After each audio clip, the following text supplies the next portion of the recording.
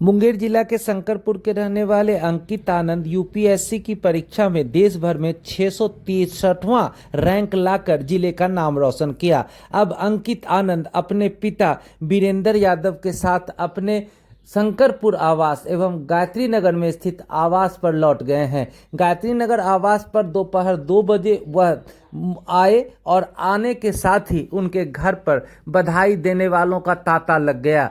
मुंगेर जिले के शंकरपुर के लोग सबसे अधिक संख्या में उनके पास पहुंच रहे हैं। पूर्व जिला परिषद के जो उम्मीदवार थे, रवि यादव, संजीव कुमार, पप्पू, ये सभी लोग उनके आवास पर पहुंचे और अंकित यादव को, अंकित कुमार को, अंकित आनंद को, ये 3-4 नाम है जो उनको लोग बुलाते हैं।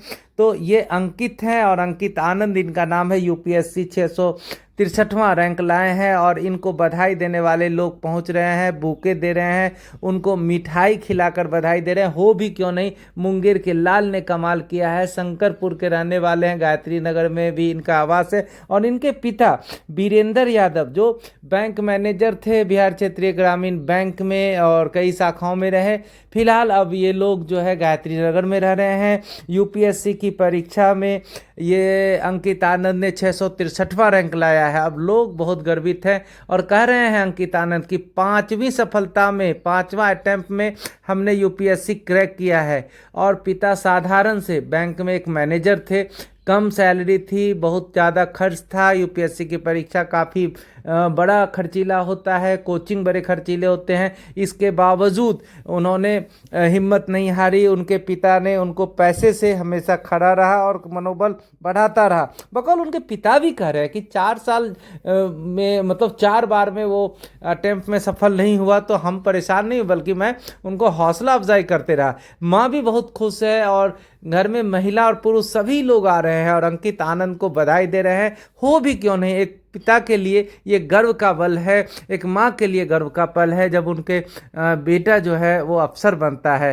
तो अंकित आनंद ने यूपीएससी की परीक्षा में देश भर में 663वां रैंक लाया है। मुंगेर के रहने वाले, मुफस्सिल थाना क्षेत्र के शंकरपुर गांव के रहने वाले हैं। फिलहाल वे लोग पूरबसराय गायत्री नगर में रहते हैं और ये देखिए अंकित का चेहरा कितना खुश है कि आज उन्होंने माता पिता का सपना पूरा कर दिया। और अंकित कहते हैं कि बिहार कैडर उनकी प्राथमिकता में है और देश में जिस इलाके में वो रहेंगे शिक्षा के प्रति वे जागरूक रहेंगे। क्योंकि कहते हैं ना कि अंधकार से प्रकाश की ओर लेकर के जाता है तो वो शिक्षा है। तो ये कह रहे हैं शिक्षा की ओर हम विशेष ध्यान देंगे। तो सबों को शिक्षित करने के लिए बोलते हैं कि शिक्षा वो हथियार है जो आप बड़े से बड़े लड़ाई लड़ सकते हो और जीत सकते हो। तो बकौल अंकित आनंद क्या कहते हैं, सफलता कैसे मिली, आइए सुन लीजिए इस वीडियो में और फिर उसके बाद इनके पिता को भी सुनिए और उनके ग्रामीण और मुंगेर के लोग क्या कहते हैं इस सफलता पर। अंकित ने जो आज गर्व का पल दिया है, मुंगेर और गौरवान्वित है कि मुंगेर के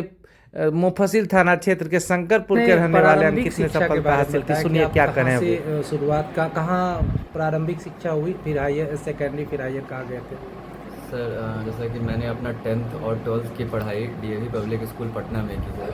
ठीक है। उसके बाद मैंने स्कूलिंग के बाद सर मैंने अपना बीटेक कोचिन यूनिवर्सिटी केरला में किया सर। ठीक है। और उसके बाद पास आउट होने के बाद सर मैंने 1.5 साल एक US based investment banking company में एज अ सॉफ्टवेयर इंजीनियर काम किया सर। आपका फिर पटना के बाद क्या बताया, आप वहाँ से कंटिन्यू करें? सर 10th और 12th की पढ़ाई डीएवी पब्लिक स्कूल पटना में की। हाँ। उसके बाद मैंने अपना बीटेक कोचिन यूनिवर्सिटी केरला से की सर। और पास आउट होने के बाद मैंने 1.5 साल एक US based investment banking company में एज अ सॉफ्टवेयर डेवलपर काम किया सर। अच्छा। हाँ। 5वां प्रयास में ना, ये 5वां आपका प्रयास था। तो ये जो यूपीएससी की तैयारी करते हैं तो बहुत सारे जो युवा युवती, तो उनको कभी हिम्मत नहीं हारना चाहिए। 5वां स्टेप एक बड़ा था, तो जब पहला नहीं क्लियर हुआ, दूसरा नहीं हुआ, तीसरा नहीं हुआ, चौथा नहीं हुआ, तो उस समय का क्या आपका फीलिंग्स था? सर इसमें ऐसा होता है कि जैसे 3 लेवल होता है सर। हाँ। तो अगर आप, क्योंकि जैसे कि मैंने दूसरा अटेम्प्ट में इंटरव्यू तक पहुंचा था सर। हाँ।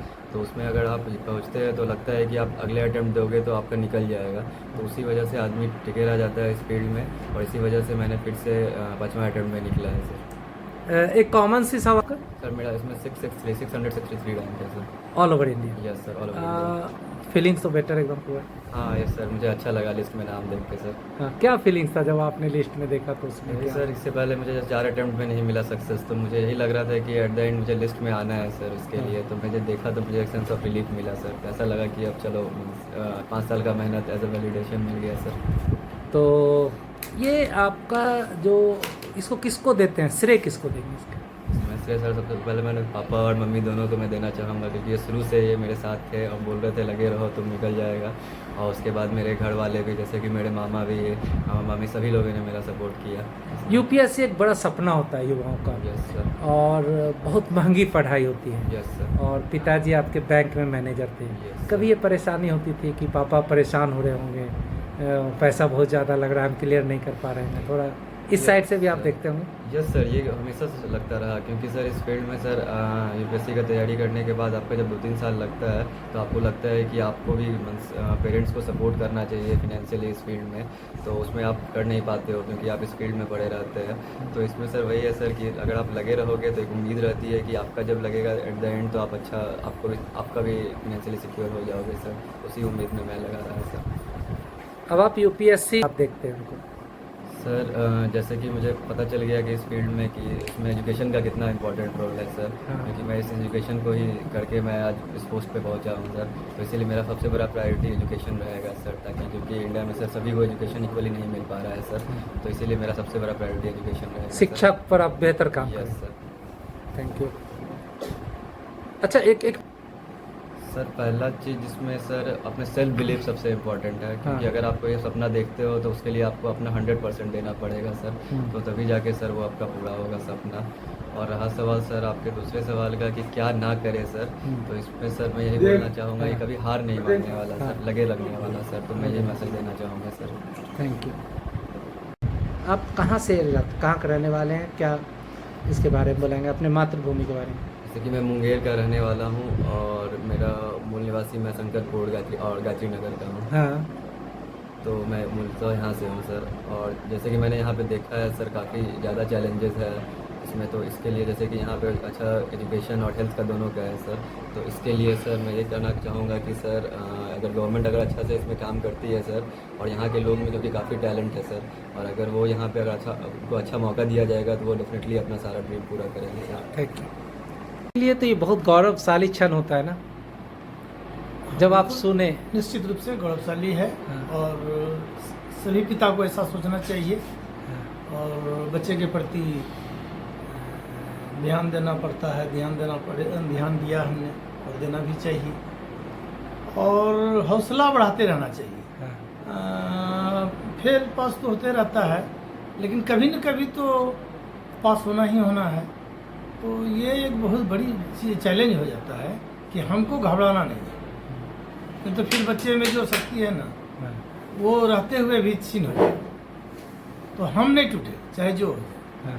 और यदि हमारे साथ परेशानी भी है, आर्थिक परेशानी भी है, तो हम कभी ये व्यक्त नहीं करेंगे घर में कि हमारे साथ कोई परेशानी है या दिक्कत है। चलिए, बहुत गर्व है।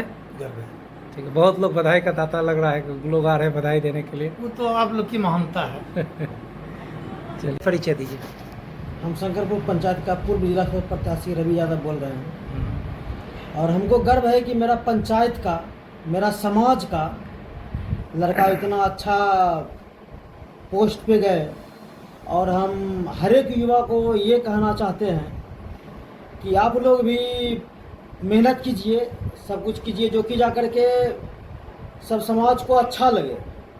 अब इतना गर्व की बात है कि हम लोग इतना मेहनत कर रहे हैं कि मेरा पंचायत का हर एक युवा इनको ही देख करके आगे बढ़े। चलिए, बहुत बहुत धन्यवाद। ठीक, गुड।